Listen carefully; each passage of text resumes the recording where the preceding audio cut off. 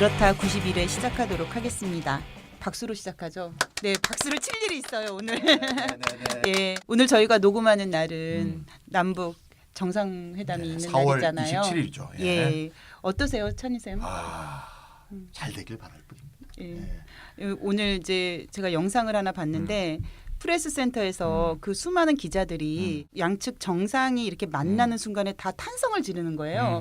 근데 그 영상을 보니까 제가 그전엔 괜찮았는데 그 영상을 보니까 저도 모르게 이렇게 막 울컥하더라고요. 근데 울컥하면서 드는 생각이 여러 매체에서도 계속해서 이제 이 정상회담과 관련돼서 이제 풀로 방송하고 그러는데 한편으로는 기대가 되고 또 기분이 좋고 또 이제 평화 시대가 오는구나라고 생각이 들면서도 너무 이제 과도하게 흥분하고 싶지 않다라는 생각. 이제 왜냐하면 우리가 지금 많은 현안 문제들이 있는데 그런 현안 문제들이 지금 다들 이제 수면 위로 드러나지 못하고 있는 상황이어서 너무 과도하게 흥분하지 말자는 생각도 들면서 그렇다고 해서 또 냉소하는 태도는 좀 아닌 것 같다. 그렇죠. 예, 그래서 양가 감정이 있어서 저도 예. 그래서 답을 짤막하게 한 거예요. 좀- 믹스드 필링이라고요. 아, 네. 네, 믹스드 필링 우리나라 말로 네네. 하면 착잡하다라고 착잡하다. 하거든요. 예, 네, 맞습니다. 잡이 복잡할 때 잡이거든요. 예. 좋기도 하고 네네. 여러 가지 우려되는 면도 있고 잘 됐으면 네. 좋겠던 마음도 주저고 뭐 이런 예. 여러 가지가 있죠. 그래서 되게 복잡한 음. 심정으로 음. 오늘 오전을 보냈습니다. 네네. 예. 다들 냉면 먹던데 예, 그 오늘 우리 마돈님하고 저하고는 라멘을 먹었죠. 일본식 라면을 먹었죠. 예, 그렇죠. 뭔가 이상하네요. 그러니까 예. 꼭꼭 씹어줬죠 그냥. 네네. 예, 라면을 꽉꽉 네. 씹어서 먹었습니다 우리가. 예. 또 추가로 네. 면까지 더 시켜가지고 네, 더 씹어 먹었습니다. 먹었습니다. 예.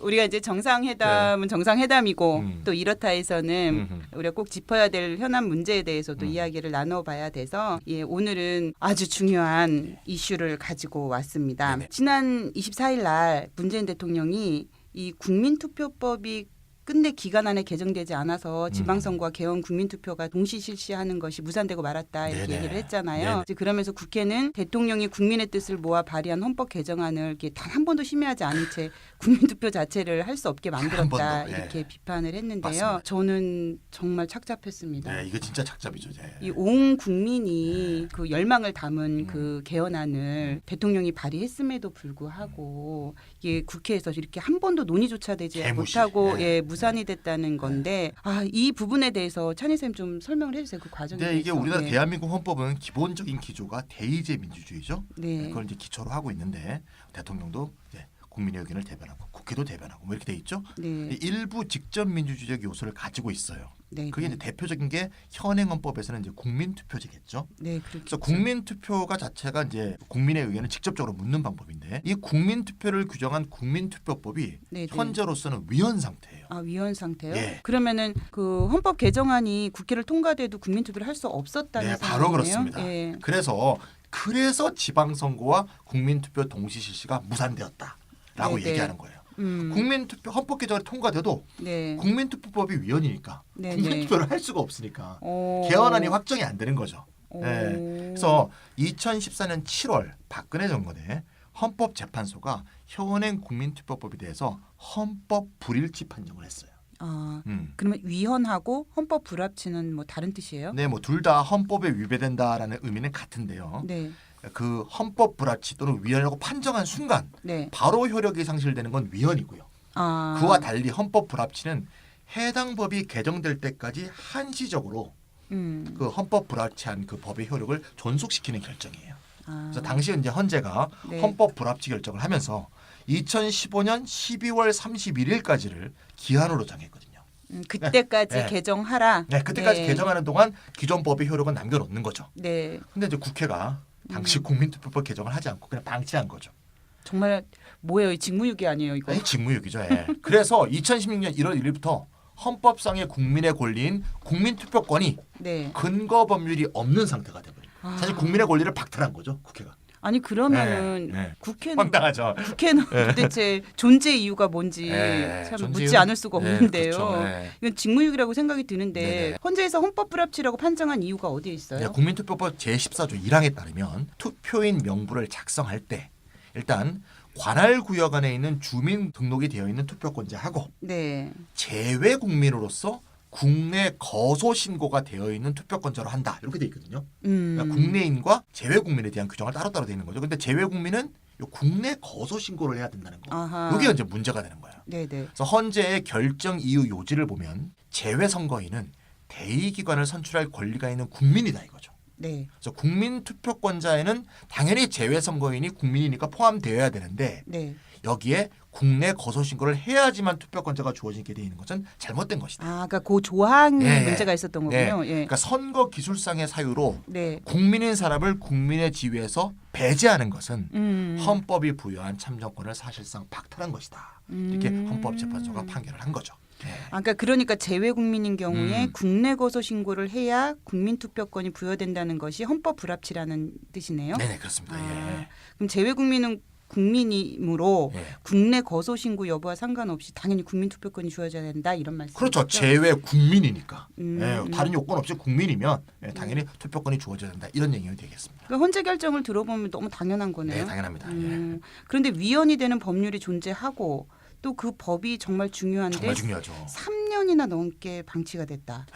이거는 여야를 막론하고 네. 이게 국회의원 전체가 너무나 좀 잘못된 거 아니에요? 대의제 기관으로서는 완전 직무유기죠. 예. 그러니까요. 예. 그렇다면 국민투표법 개정이 안 된 거, 그래서 대통령이 발의한 헌법 개정이 무산된 문제, 또 개헌과 관련된 여러 가지 사안에 관해서 우리가 이야기를 나눠보도록 할 텐데요. 네네. 오늘 이렇다 91에는 특별한 손님을 모셨습니다. 그래서 특별한 손님 오시니까 손님도 자자자 우리가 좀 뜸을 들여갖고 뒤에 이렇게 그래서 소개를 하는 거예요. 그러니까 예. 그 전에 앞에서 지금 제가 소개를 이제, 안 했어요. 예, 그래서 이를 쳤습니다. 좀 예. 앞에. 예. 정말 어렵게 아, 극적으로 정말 대단한 분 모셨습니다. 모셨습니다. 예. 예.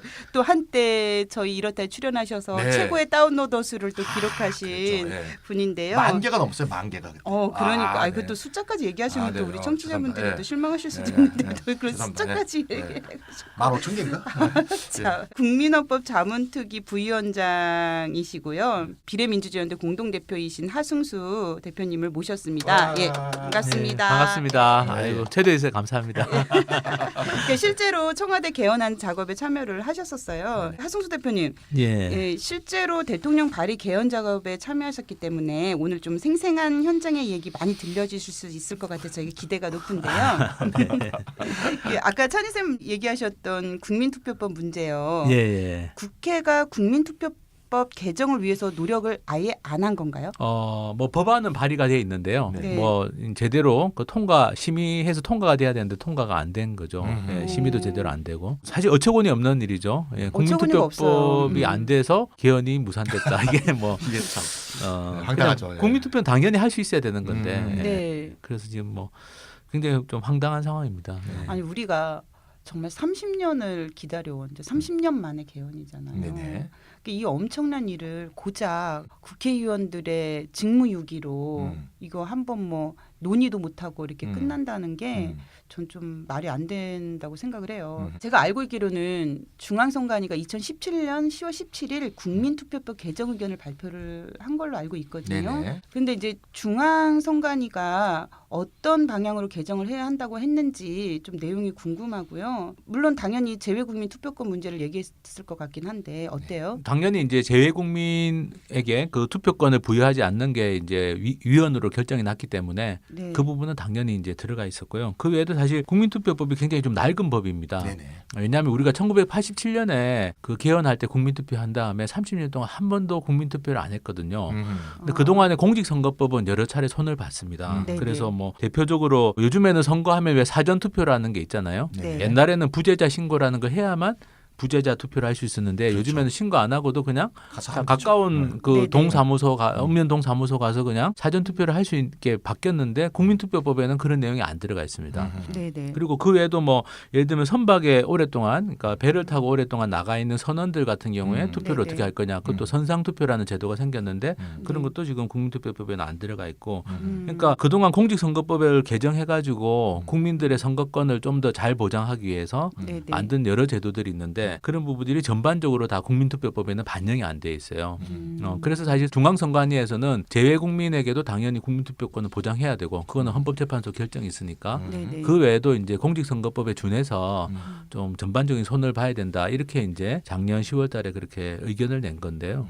사실 그 전에 이미 재외 국민 부분은 개정을 했어야 되죠. 이미 위원 결정이 났으니까 그것도 안 하고 있었고 작년 10월에 중앙선관위가 친절하게 이거를 개정하면 된다라고 알려주셨으면 뭐 새로운 내용이 아니에요. 그대로 하면 돼요. 자기들이 뭐 고민할 필요도 없어요. 그냥 통과만 시키면 됩니다. 그것도 안 했고 그러다가 막상 대통령이 개헌안 발의하니까 자유한국당 같은 경우는 그냥 개헌을 안 되게 하기 위해서 이거 국민투표법을 또 개정 안 하는 이게 정상적인 민주주의 국가라면 있을 수 없는 일이 벌어진 거죠. 그 전까지 안 한 것도 문제지만 중앙선관위가 친절하게 이거 개정하면 된다라고 알려줬는데 그것도 안 한 거니까 그래서 뭐 진짜 요즘엔 뭐 자다가도 막 화가 날 때가 있어요.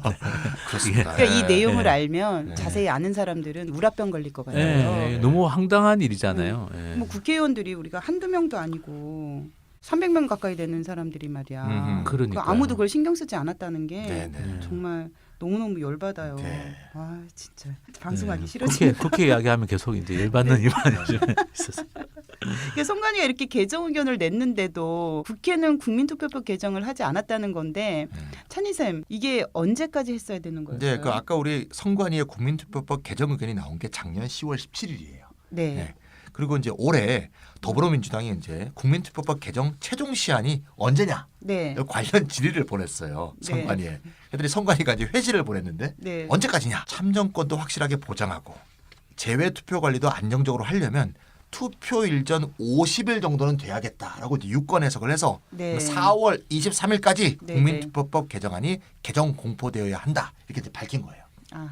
근데 이제 국회가 띵까띵까 하면서 4월 23일을 넘겨버렸고 그다음에 그 사이에 또 드루킹 사건도 막 터지고 막 시끄러워졌죠. 맞아요. 네, 그래갖고 4월 23일이 넘어가 버렸기 때문에 그 다음 날인 4월 24일에 대통령이 6월 개헌 무산을 아까 처음에 얘기했듯이 이제 발표한 것이다. 이렇게 보시면 되겠습니다. 그러니까 선관위 입장에서는 아무래도 이게 개정되고 나면은 행정 절차나 이런 것들이 복잡하니까 그 50일의 기간을 두고 이렇게 발표를 뭐 대충 그래야겠죠. 그렇게 제안을 했던 것 그래서 같아요. 4월 27일이면 어떠냐 이런 얘기도 나왔는데 4월 23일이 최종 시한이다 이렇게 대충 확인이 됐어요.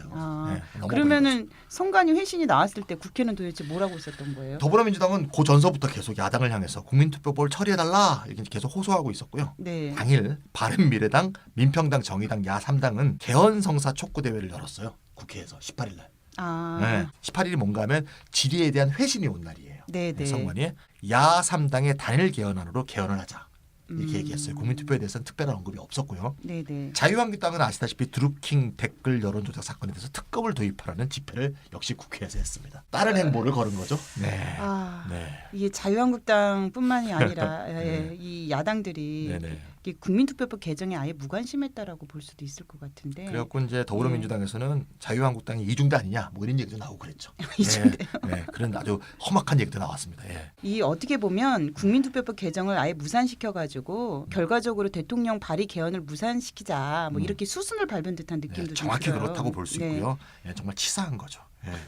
자유한국당은 저는 보시면 개헌 저지선인 3분의 1 이상의 의석을 가지고 있거든요. 그러니까 원론적으로 말하면 국회 개헌을 넘겨서 개헌안에서 논의를 하고 투표를 해서 반대해서 개헌안을 자질시킬 수도 있는 상황인데 그렇게 하지 않고 치사하게 국민투표법 개정에 태업을 해갖고 개헌안 자체를 국회에서 논의조차 하지 않은 것은 치졸하다. 정말 비겁하다. 정말 자한당스럽다. 이렇게 말할 수밖에 없다라고 저는 얘기하고 싶습니다. 근데 어떻게 생각하면은 머리가 좋은 거죠. 왜냐하면 국회까지 가서 투표해서 개헌 투표가 무산되고 뭐 이러면 이제 본인들이 정치적인 부담이 있으니까 아예 사전에 그냥 스리슬쩍 넘어갈 수 있는 방법이 영악하다. 이렇게 해야겠네요. 영악하다. 교원 영색하다. 근데 국회가 당초에 왜 국회 헌정특위 있었잖아요. 근데 이제 헌정특위에서 개헌안 작성도 못한 국회가 이게 대통령이 기다리다 안 돼가지고 대통령 개헌안 내놓은 거 아닌가요? 맞아요.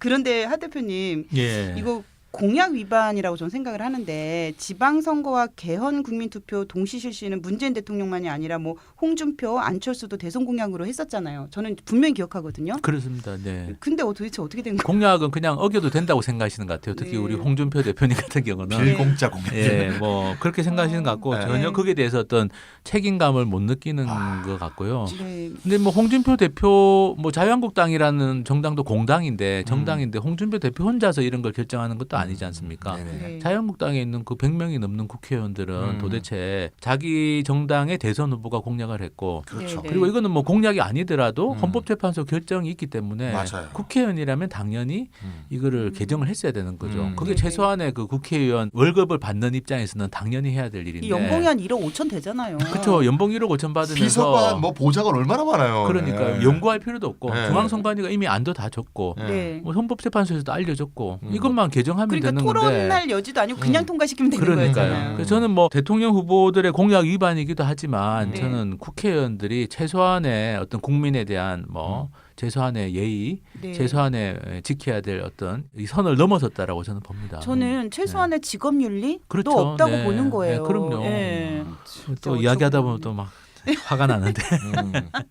우리가 참 처음부터 이렇게 화가 이게 올라오는데 좀 자중하고 얘기를 해야 될 것 같은데요. 어쨌든 황당하게 문재인 대통령이 발의한 헌법 개정안이 논의도 못 해봤고 이제 못 해보고 이제 무산이 되었는데요. 이 시점에서 비록 무산됐지만 발의된 개헌안의 내용을 좀 우리가 살펴볼 필요가 있다고 봐요. 물론 이제 개헌안 처음에 발표할 때 청와대에서 쭉 이제 읊어주시기는 하셨지만 궁금한 거는 이제 우리가 하 대표님은 이제 국민헌법 자문특위 부위원장으로 활동을 하셨잖아요. 예. 대통령 개헌안 작업에 직접 참여를 하셨는데 자유한국당 등은 국민헌법의 내용을 들어서 사회주의 헌법이라고 매도도 하고 막 이랬어요. 그래서 그런 내용도 좀 궁금하고 왜 사회주의 헌법이라고 얘기를 하는지도 좀 아니 궁금합니다. 그 사실 자유한국당도 헷갈리는 것 같은데요. 왜냐하면 네네. 홍준표 대표하고 뭐 일부는 사회주의 개헌이라고 하면서 네. 그 근거로 들고 있는 게 노동 3권을 강화했다. 네네. 그리고 뭐 토지 공개념을 도입하려고 한다. 네네. 근데 사실은 노동 3권을 강화하는 거는 자본주의 국가에서 강화하는 겁니다. 네. 예, 왜냐하면 네. 자본주의 사회는 어쨌든 사용자와 노동자가 근로계약을 맺고 이렇게 네네네. 하기 때문에 네네. 노동자들의 기본적인 노동 3권을 강화해줘야만 네네. 노동자들이 인간다운 삶이 보장이 될 수 있고 네. 그래야만 네네. 그 자본주의 사회가 유지가 될 수 있기 때문에 네. 사실 노동 3권이라는 건 자본주의 국가에서 다 그래서 노동 3권을 인정하고 노동조합을 조직할 수 있도록 하고 다 보장하고 있는 거잖아요. 네. 그걸 사회주의라고 한다면 그 아마 사회주의의 단어를 잘 뜻을 잘 모르는 거 아닌가. 그리고 토지 공개념도 자꾸 토지 국유화하고 연관시키는 그런 분들을 보는데 토지 국유화하고 토지 공개념은 전혀 관계가 없습니다. 네. 네네. 토지 국유화는 토지를 국가 소유로 한다는 건데 네네. 토지 공개념은 그거하고 반대되는 개념이거든요. 그렇죠. 토지의 사적 소유를 인정하면서 네네. 필요할 때 토지에 대해서 어떤 의무를 좀 부과할 수 있는 네네. 뭐 투기가 너무 심하다든지 네네. 뭐 토지 소유가 너무 편중돼 있다든지 이럴 때 네네. 이제 어떤 의무를 부과할 수 있는 게 토지 공개념인데 이거는 자본주의 사회이기 때문에 필요한 거죠. 자본주의 그렇죠. 경제이기 때문에 네. 소유권 인정되기 때문에 네네. 예, 소유권이 인정이 안 되면 토지 국유화가 되면 토지 공개념 논의할 필요가 없습니다. 이걸 가지고 사회주의라고 하면 진짜 네네. 제가 보기에는 이건 참 지나가도 누가 다 네. 비웃을 일이라고 저는 맞습니다. 보는데요. 이게 네. 말도 안 되는 이야기입니다. 그리고 홍준표 대표가 이 개헌안을 꼼꼼히 안 읽었거나 예 그걸 그냥 무리하게 이렇게 이데올로기 싸움으로 가져가려고 그런 거 아닌가 싶어요. 네, 근데 또 한 가지 네. 짚어야 될 건 자유한국당이 대통령이 개헌안 발의한 다음에 네. 자유한국당 당론을 냈거든요. 예. 4월 3일 날. 네네. 그 당론에 보면은 토지 공개념에 관한 내용도 있어요. 아. 거기 뭐라고 돼 있냐면은 네네. 토지 공개념 자체를 자기들이 부정하는 건 아니다. 아, 또 그렇게 됐어요. 그렇지만 이걸 네. 법률로도 해도 되는데 굳이 헌법에 넣는 건 논란을 불러일으킬 수 있으니까 안 넣는 게 좋을 것 같다. 이런 정도의 그 공식적인 당론이라고 발표를 했어요. 아. 그러니까 사실 그 말은 토지 공개념 자체는 개념적으로 인정한다라는 인정을 하고 거거든요. 알고 있다는 거네요. 알고 있고 인정한다 우리도. 다만 네네. 그걸 헌법에 넣는 거는 좀 신중하자. 예, 예. 이런 논의인데 그러면 최소한 사회주의 개헌이라고 하면 안 되잖아요. 그렇죠. 그렇죠. 그렇게 이야기를 하면서 무슨 또 음. 당 대표는 사회주의 개헌이라고 이야기하고 네네. 자기들 당론에서는 토지 공개념도 있을 수 있지만 인정하지만 헌법에는 굳이 안 넣어도 되지 않겠냐 이런 정도 이야기를 하고 이게 뭐 그런 개념이라면은 노태우 대통령 때 토지 공개념 그렇죠. 그러니까. 개념이 굉장히 그럼 강했잖아요. 노태우 전 대통령이 사회주의 사회주의자인데 대통령인가요? 그러면 그러니까요. 노태우 그러니까 대통령이? 이게 그리고 시작은 박정희 전 대통령 때 시작이 됐는데 토지권 개념 논의가. 자유한국당이 이게 자승자박에 빠질 수밖에 없는 게 말은 이데올로기적으로 막 이념 전쟁을 해놓고 실제로 지네들이 있었던 헌법을 보니까 현행 헌법에서 이미 토지권 개념에 관한 내용이 규정이 돼 있거든요. 개헌안이 아니고 현행 헌법 122조를 보면 국가는 토지 소유권에 대해 법률이 정하는 바에 따라 제한과 의무를 가할 수 있다 이렇게 돼 있거든요. 또 민법에서도 개인의 소유 권리라 하더라도 권리는 남용되지 못하며 개인의 소유권이라도 정당한 이익이 있는 범위 내에서만 행사해야 한다 이러면서 개인의 소유권을 존중하지만 이게 공익을 침해했을 때는 어떻게 보면 어느 정도의 제한과 의무를 과할 수 있다는 걸 헌법에 규정이 돼 있거든요. 그러니까 이런 헌법이 이미 있는데 토지권 개념을 전적으로 부정해놓고 보니까 자기들도 머쓱하거든. 그러니까 아까 하 대표님이 말씀했던 것처럼 토지권 개념을 완전히 부정하는 거는 아닌데 사회주의인데 아닌데 이러면서 막 헤매고 있는 거죠. 헌법에 넣지 말자 이러고. 제가 어저께 그 페이스북에 보니까 어떤 분이 쓰신 글인데 2016년에 우리나라 부동산 불로소득이 374조가 발생했대요. 어마어마하네요. 네, 근데 이 GDP의 23%야. GDP의 23%가 불로소득 중에서도 부동산 불로소득이라는 거죠. 그러니까 이거는 공익을 심각하게 지금 침해하고 있는 상황이라는 거예요. 따라서 이 토지권 개념은 헌법에서 딱 규정이 돼서 그와 관계된 법률들을 동원을 하고 이런 것에 대한 공익적인 어떤 제한들을 가야 될 심각한 시점이 됐다. 안 그러면 자본주의 자체가 지금 위태롭다. 자본주의를 오히려 지키려고 토지권 개념을 하는 측면이 있다는 걸 우리가 생각할 측면이 있다는 거죠. 아니 이렇게 경제 불평등이 심각해지면은 정말 가난한 사람들은 정말 최소한의 인간다운 삶을 살기가 어려워지는 거잖아요. 그러니까 더더군다나 더욱더 토지권 개념에 대해서 우리가 좀 헌법에 들어가야 되고 이럴 것 같은데 하 대표님 이제 제가 좀 근원적인 질문을 던지고 싶은데요. 개헌은 왜 꼭 지금이어야 하는가? 이런 질문들이 있을 수 있잖아요. 그렇죠. 근데 우리나라도 사실은 4.19나 또는 87년 6월 항쟁 이후에 개헌을 했습니다. 왜냐하면은 모든 나라에서 어떤 시민혁명, 촛불혁명도 시민혁명이라고 부를 수 있는데 시민혁명에 최종적으로는 개헌이라는 걸로 귀결될 수밖에 없어요. 왜냐하면은 그 사회에 굉장히 많은 문제가 있기 때문에 시민혁명이 일어나는 거죠. 그리고 그 결과는 결국 국가의 기본법이라고 할 수 있는 헌법을 개정해서 크게 보면 두 가지를 손볼 필요가 있습니다. 기본권을 강화해야 됩니다. 국민들의 권리를 강화하는 게 필요하고 또 하나는 이제 민주주의가 잘 될 수 있는 시스템을 만드는 거. 헌법에는 대한민국은 민주공화국이고 모든 권력은 국민으로부터 나온다고 돼 있는데 실제로는 국민 주권이 실현이 안 되잖아요. 그냥 있는 사람들이 해먹고 뭐 몇몇 정치인들 관료들이 그죠 자기들끼리 커넥션 만들어서 의사결정을 좌지우지 해온 게 우리 현실이기 때문에 그래서 기본권 강화나 민주주의 시스템을 제대로 좀 정비하기 위해서는 이번에 촛불혁명의 결과로 개헌을 해야 된다. 거기에 대해서는 사실은 많은 학자들이나 또 시민들도 사실 그런 이야기를 해왔고 개헌의 필요성에 대한 공감대도 그래서 많이 높아져 있죠. 지금 70% 이상 여론조사에도 나올 정도인데 그래서 이번에 저는 개헌을 해야만 촛불혁명이 완성될 수 있다. 그렇게 보고 있습니다. 그러면 이번 국민헌법 개헌안에서 주목할 만한 진전은 어떤 게 있는지? 뭐 기본권 쪽은 많이 강화를 했어요. 뭐 안정권이라든지 건강권, 주거권, 사회보장권 지금 헌법에 명시 안 돼 있는 많은 권리들이 들어갔고요.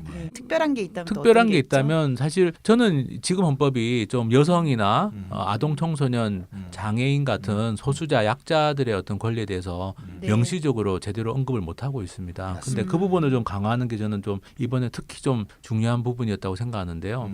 뭐 그 부분에 대해서 좀 불충분하긴 하지만 일단 이번에 뭐 아동 청소년의 권리나 장애인의 권리 또 여성들이나 장애인들이 받아왔던 어떤 차별을 적극적으로 시정할 수 있는 그냥 그 차별을 금지한다는 정도가 아니라 그 차별이 쌓여 있기 때문에 그걸 적극적으로 시정하기 위한 조치를 취해야 된다. 이런 내용들이 이번 헌법의 개정안에 대통령 발의한 개정안에도 들어가 있는데요. 더해서 뭐 동물권 얘기도 동물 보호도 이제 뭐 동물권까지는 아니지만 동물 보호도 국가가 해야 된다. 국가의 정책으로 이제 그런 내용도 들어가고 사실 이런 게 1980년대 이후에 서유럽 국가들은 많이 보완이 됐던 부분들입니다. 동물 보호든 뭐 인권 기본권 관련된 내용이든. 근데 우리나라는 굉장히 시대에 뒤떨어져 있어요. 87년 이후에 한 줄도 못 고쳤기 때문에 지금 헌법을 보면 장애에 관한 내용이 딱 한 군데 나오는데요.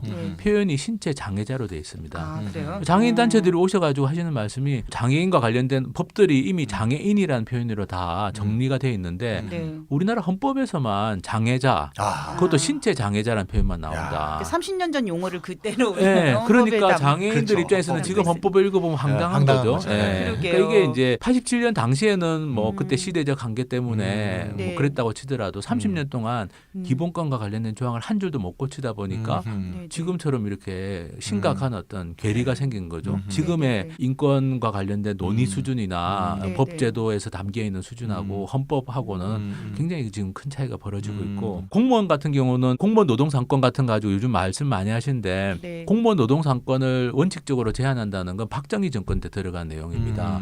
사실 이거는 적폐청산 차원에서 이런 걸 그렇죠. 바로 잡아야 되거든요. 네네. 1948년 재헌헌법에는 공무원의 노동상권을 제한한다는 내용이 없었어요. 예, 그래서 사실은 이런 것들도 좀 과거에 이제 군사정권 시절에 국민의 기본권을 네네네. 제약하기 위해 가지고 들어갔던 잘못된 조항들도 좀 정비하고 네네. 국제적인 수준에 국제적인 인권 수준 또 국제 노동기구에서 권고하는 수준 정도로는 맞추자라는 거거든요. 그러니까 이거는 뭐 기본권 쪽은 뭐 저는 크게 논란을 벌일 만한 내용들도 없다고 봅니다. 예. 그런데 좀 아쉬운 점들도 있을 것 같아요. 아까도 잠깐 이제 말씀을 하셨는데 좀 미흡한 점들은 어떤 게 있을까요? 뭐 저는 이제 개인적으로 좀 성평등과 관련된 내용이 좀 더 강하게 들어갔어야 된다고 봅니다. 대표적으로 예를 들면 네네. 이제 지금은 적극적 조치를 취해야 된다라고만 돼 있는데 그 적극적 조치의 내용이 좀 더 분명하게 들어가야 된다.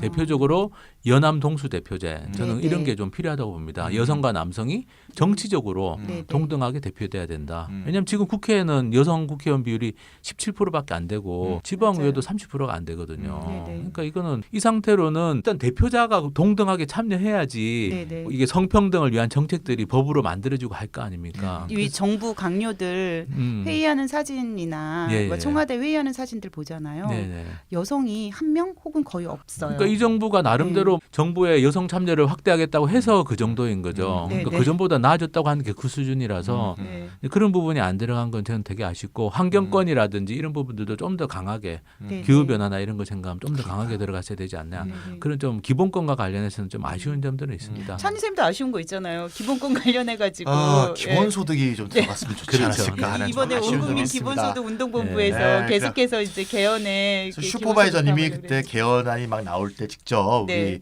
하 대표님 찾아가셔갖고 네. 기본소득 좀 넣어달라 이렇게 이제 아니, 제가 국민의 요구를 했는데. 국민의 요구를 이렇게 전하기도 하고 그랬던 기억이 예, 납니다. 근데 뭐 네. 그거까지는 못 들어갔어도 네네네. 사회보장권이 일단 좀 명시가 되고 네, 네, 네. 그리고 이제 토지공개념 같은 것도 다 기본소득하고 연관된 맞습니다. 내용들 아닙니까? 네, 또 맞습니다. 네. 근로의 의무는 삭제하는 걸로 했습니다. 이게 뭐 지금 일자리가 없어지는 상황에서 그거 중요한 거죠. 헌법에 근로의 의무가 남아 있었기 네. 때문에 그래서 그럼 실업자는 뭐 의무를 다하지 않는 아니, 건가? 그 네. 생각난다. 이제 학생들이랑 혼인스 자원활동을 하는데요. 거기서 이제 우리가 의무라 국민의 의무 이런 얘기를 하다가 근로의 의무가 나오니까 이거 뭐지 이런 생각이 든 거예요. 그렇죠. 근로의 의무? 네. 일하고 싶어도 일할 수 없는 이 상황에서 그걸 의무라고 해야 되나 이런 얘기들이 나왔었거든요. 그거 예, 생각나네요. 다는 네. 아니지만 좀 반영은 조금은 됐다는 거 아유, 좀 잘 전달해 주시면 네. 네네.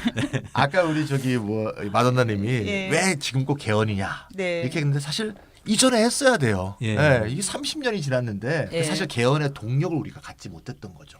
사실 여러 그러네요. 가지 뭐 IMF도 거치고 막 여러 가지 진짜 정치적인 어떤 처리를 하는데 급급했지 또 근본적으로 이런 꼭 해야 되는 할 거를 계속 미뤄왔던 거고 이 동력을 드디어 우리가 촛불에서 찾은 거죠. 그렇죠. 촛불이 이제 개헌을 위한 동력을 제공했던 거고 국민과 시민들이 진짜 개헌을 위한 힘을 주신 거죠. 그래서 저도 뭐 이번 아까 좀 기본소득 말씀드렸지만 이번 헌법 개정안에 대해서 나름의 어떤 미흡한 점은 있습니다만 네. 최소한 말이죠. 이번 개헌안은 말이죠. 네. 촛불혁명이 담고 있는 핵심적 정신을 수용했다. 이거죠. 그게 뭐냐? 이 촛불혁명에서 가장 많이 터져나온 가장 중요한 우리 슬로건은 우리가 곧 나라라는 거 아니에요.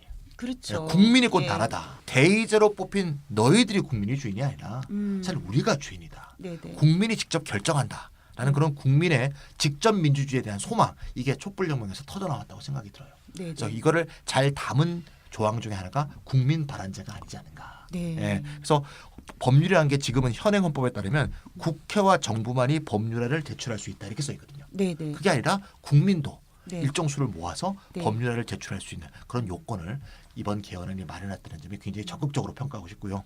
나중에 이제 개헌안이 결국 통과된다면 이 국민 발안제는 꼭 들어가야 된다 이런 생각이 듭니다. 그러니까 어떻게 생각하면 사실 개헌안까지도 국민들이 발안할 수 있었으면 좋았겠다라는 생각이 아쉬운 점이 들어요. 당연히 예, 들죠. 그리고 또 아까 네. 제가 아쉬운 점으로 말씀을 못 드렸는데 네. 헌법 개정안 국민 발안제는 꼭 들어가야 됩니다. 네. 네, 저는 꼭 들어갔었으면 좋았겠다 네, 이런 네, 생각인데 그건 또 그렇습니다. 쏙 뺐네요. 네, 네. 그 왜? 제가 활동했던 특위에서는 올렸는데 아, 안으로 네, 네. 청와대에서 빠졌습니다. 우리 네. 새로 시도할 때를 꼭 들어갈 수 있도록 예, 근데 힘을 국회에서는 모았습니다. 아마 그 부분은 들어갈 수 있을 것 같습니다. 좋습니다. 합의만 그래요? 된다면. 합의만 예, 되면요. 네. 자, 지금까지 개헌안과 또 이제 개헌 무산 이야기들을 나눠봤는데요. 2부에서는 더 다양한 이야기 나눠보도록 하겠습니다.